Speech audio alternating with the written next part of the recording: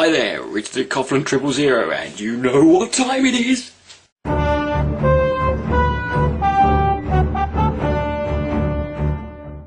Yes, it's the greatest news show on the planet right now, where I, Richard Coughlin, take the funny news stories from the week and make them funny. Yeah, there's a gap in the market, nobody's doing that, are they? Let's start in America, where Republicans Alaska Governor Sean Parnell's nominee for the Alaska Judiciary Council would apparently like to see Alaska bring in a law that would prosecute people for having sex outside of wedlock and committing adultery. In a telephone testimony, Don Hayes of Valdez told the state Senate Judiciary Committee that premarital sex should be outlawed because it could cause violence and spread disease. Do you know what else causes violence and spreading disease? Being alive! Let's outlaw that, shall we? He was then asked to clarify, so you think it should be a crime? He said, well, I'll let the voters decide, which is political slang for yes. However, I don't think this legislation is going to be too popular amongst the politicians in general, particularly the Republicans, because if this legislation comes in and it's enacted retrospectively, it could be a big problem for politicians like Edison Meisler Alejandro, or Merrill Robert Barter, or Elliot Spitzer, Bill Clinton, Newt Gingrich, Bill O'Reilly, Mark Foley, not the wrestler, Rudolph Giuliani, Randy Hopper,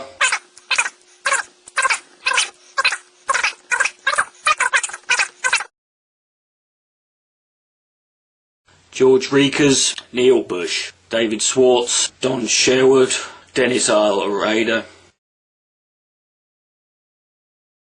Randall Cassidy, Louis Bears, and of course the entire NRCC, who in 2010 used a strip club named Forte Deuce to have their fucking fundraiser gatherings. They said there was no nudity involved, but it was interesting that in 2009 they picked another fucking strip club to do the same thing. Basically all of them will be locked up. I'm all for this law, quite frankly. Back to the UK, and let's go up to good old Scotland, where apparently, good news for the Scots, in 2010, incidents involving racial motivation dropped by 4% from 2009. Isn't that good? This, of course, begs the question. There are black people in Scotland? In Obvious Joke is Obvious Story of the Week, and we're going to see what the obvious joke is here. The Vatican has warned that the internet is a danger to children.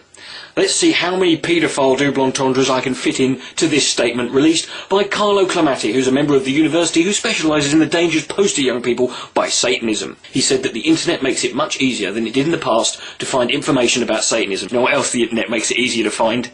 In just a few minutes you can contact Satanist groups and research occultism. Do you know what else you can contact in just a few minutes? The conference is not about how to become an exorcist. Become a what? It's to share information about exorcism, Satanism, and sex. He said sects, not sex. But you know they did mean it's sex. It's to give help to families and priests. There's a particular risk for young people who are in difficulties and who are emotionally fragile. Do you know what else is fragile in a young person? We did it. Oh, and in Shocking Story of the Week, just to follow on from that one, a Catholic pastor in America, in Wisconsin to be precise, has just been arrested for fucking young boys. Yes, he apparently, I'm going. When he was questioned and asked why he was doing this, he apparently said he was trying to have sex with these boys to cure them of homosexuality. Well, it's just as valid a theory as homeopathy, and that gets funding from the government, doesn't it? Saying that, he might have a point, because, quite frankly, I'm not a homosexual, but if I was, and my first experience with this guy, I'd probably be put off by it too. Back in the UK, and a news story broke, ironically in the Daily Mail, a newspaper that has a fascination with this particular gentleman, and it turns out there is a house that looks like Hitler. Here is a picture. Hitler, for those of you who are not sure, is the one on the, well, I don't personally know. But we showed this to Glenn Beck and he had this to say. Back to America and presidential candidate potential, yeah right, Newt Gingrich, you can't have a president called Newt, stated in an interview that he believes there will soon be an Islamic state run by atheists, or an atheist state run by Muslims. I can't be sure of this one. Newt Gingrich thinks that, an atheist country would be run by Islamists. So let me get this straight. This fucktard thinks that an atheist state would be run by Islamists.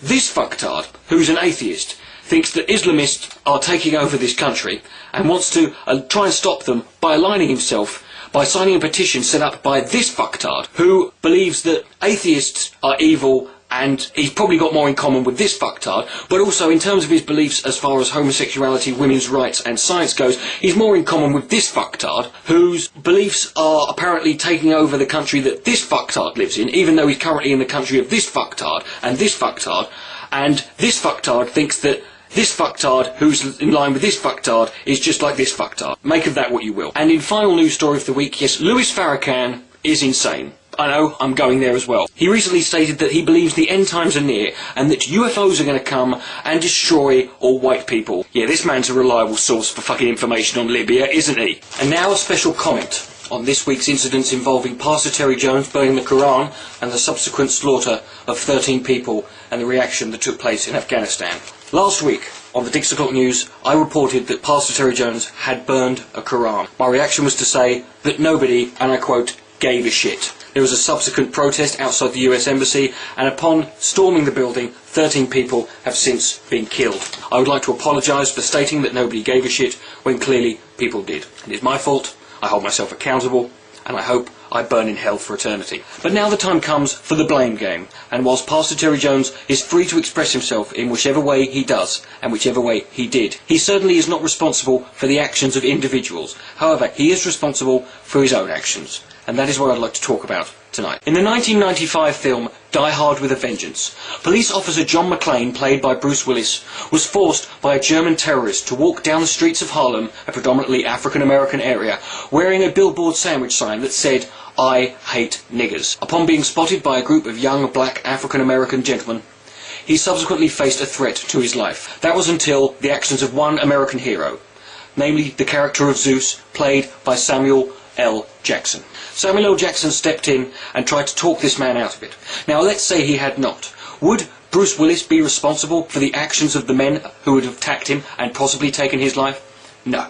However, we cannot deny the fact that the provocation was there and the actions would not have taken place had it not been for John McClane's irresponsible actions, be they forced upon him by a German terrorist who was Hans Gruber's brother or not. But thankfully, thanks to one brave American, that incident never took place, and in fact, as we all remember, Zeus was harmed in the process of doing so. And let us turn to the words of another American hero, namely Spider-Man. With great power comes great responsibility. You, Pastor Terry Jones, sir, have a great power. That is the power to freely express yourself in whichever way you see fit. And I'm afraid your excuse that you gave on the news of, well, this shows there are extremist elements in Islam. Well, duh, sir. We know that, sir. We already had that under control, sir, and what you did was tantamount to laying in a room with a crack-addicted gorilla and poking him with a stick to see what would happen. We know the consequences, and we must therefore take them into account whenever we act accordingly.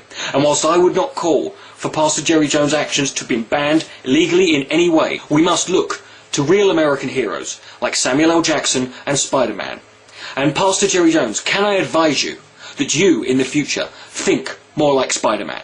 Show that you can deserve the power, because you have the responsibility. And we, as fellow human beings of the human race here on planet Human, anytime we see anyone poking a gorilla with a stick or walking down the street with that billboard saying, "I hate niggers," we, as responsible Americans, must be like Zeus and step in and stop the bloodbath. I'm Keith Doberman. That's it for the Dix O'Clock News. Good night, and go fuck yourself.